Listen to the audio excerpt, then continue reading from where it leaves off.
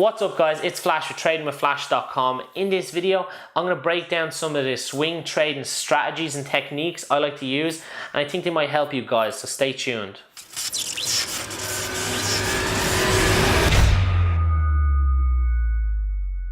Okay guys, this is swing trading strategies I like to use. I did do a video on my indicators I do use, which is more so related for swing trading. If you want to go take a look at those just before you watch this video, or you can watch this video and go take a look at some of the indicators I use. So I'm not going to break them down too much in this video. I'm just going to show you some of the techniques I do use, but just to go over it, I do use the MACD, the RSI.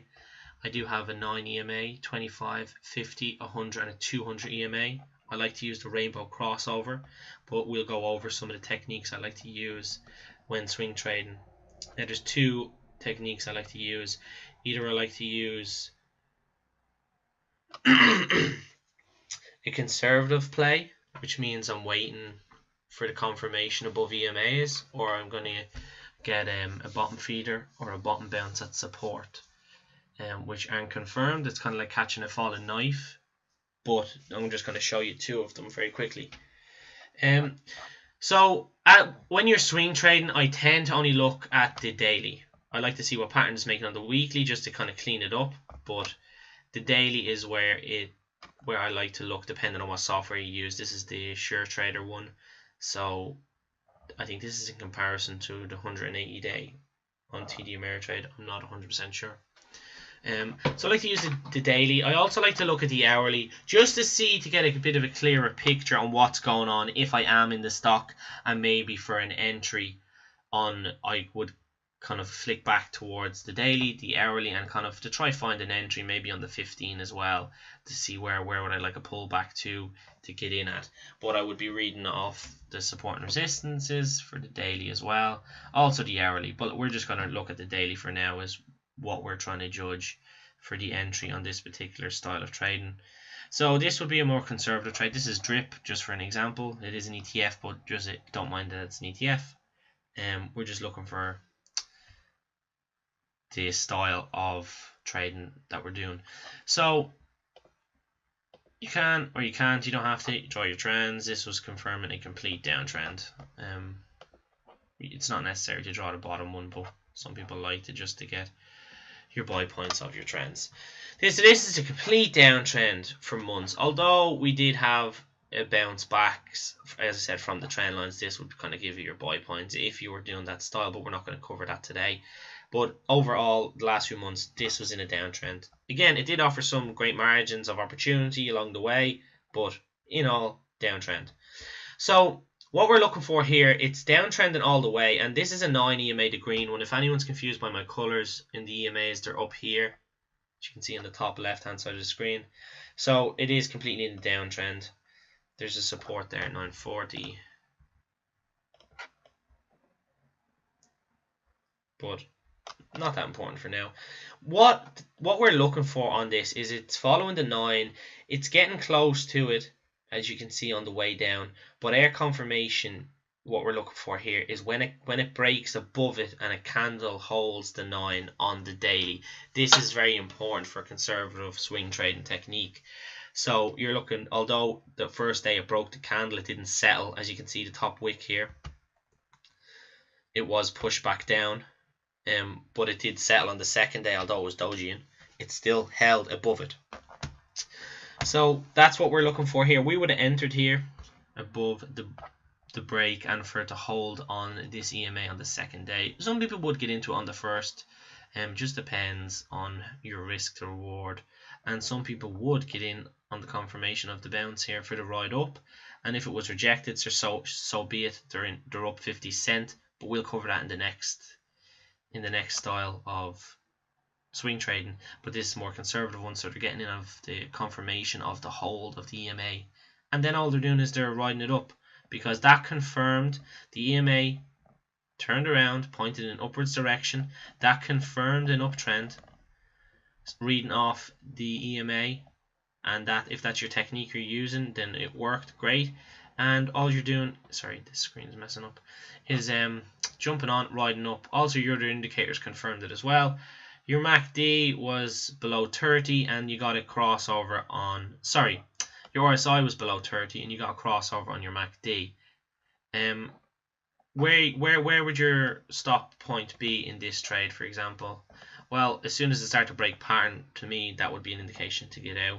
In this, it didn't break pattern. It was actually a little bit overextended at one stage, but you can see here it was overextended on the daily, but it did find its way back into it. So this was a super safe play here. Broke above the EMA, entered, held for multiple days until you got your red candle. You did have a doji here, but multiple days till you got your red candle. And what you're seeing here is, as well, it was going for the rainbow crossover, which in the other video I do talk about. As you can see here, all the EMAs are above the 200. That's a rainbow and an uptrend.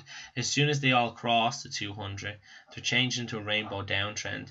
Now this was the best attempt to break that downtrend into a confirmed a long-term uptrend.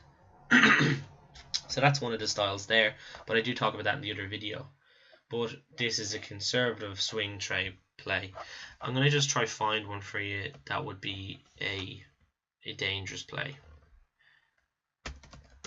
Let's just say it would be a bottom bounce or a bottom feeder, whatever the case may be.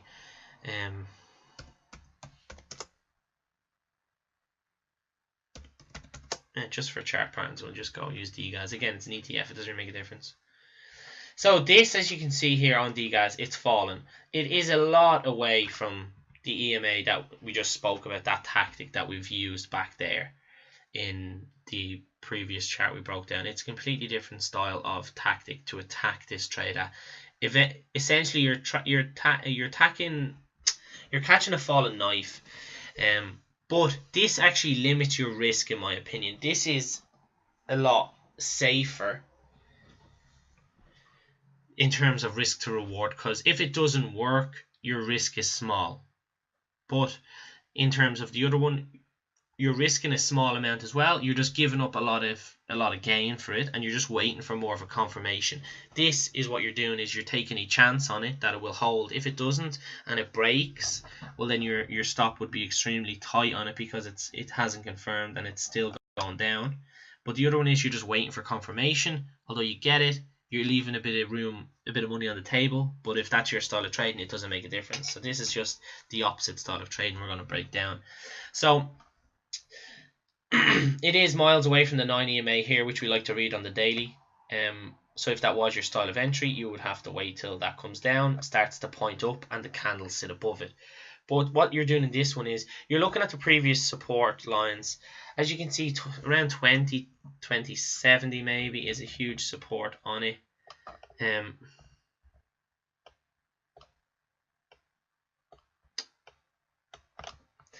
Yeah, so say we're sitting at support there. It is about 2050 mark would be the support. It's tested it a few times. You see here, it broke it here, but confirmed it a couple of days later to confirm that bounce on it again. Now we're at the same point again. So you could be saying to yourself, okay, this stock has tested this support line a few times. I'm going to take an entry on 2050. If it breaks below, have maybe a 10 or 20 cent stop, or even a tighter one depending on your style, you would exit the trade. If it confirmed the bounce, like here, the red trade, you're in, and then the next day it would confirm a green, the green day, the candle. That would be your entry point that it's confirmed it, or you would get in on the red day, depending on your style. The red day is slightly more dangerous. That is fallen knife. Waiting for the next day confirmation is a lot safer. And again, your stop loss would be kind of tight on this trade. So I just wanted to kind of cover two different styles, swing trading styles I like to use. There's millions of them out there, but these are just kind of ones I like to use. It's kind of nice to get a polar opposite of different swings to use. So the more conservative one, you're waiting on the break of the EMA and the confirmation above it. And the less conservative one with a tight stop would be this one here, bounced on a support, wait for confirmation, ride it up to the EMA, and if it was rejected at the EMA, that would be your signal to sell. If it broke through, in this case, like it did, that would be a signal to hold on to it, and you didn't leave any money on the table, and you're sitting in a very comfortable position. So guys, I hope this video helped. If you have any questions, please leave them in the comments below. So guys, I really hope you enjoyed this video. If you haven't already, please hit that like, subscribe, and also hit that little bell to get a notification on my videos that get uploaded weekly. Once again, guys, I want to thank you for your support so much. If you do have any questions, please put it in the comments below. I'm happy to help anyone who reaches out. So God bless. So guys, I hope you enjoyed the video. There is a link in the description below. I've prepared a full module of everything you need to know how to get started in the stock world from A to Z, all the way from what platforms to use to affordable education. And I go into huge detail about candles. Check that link, guys. I hope you all enjoy.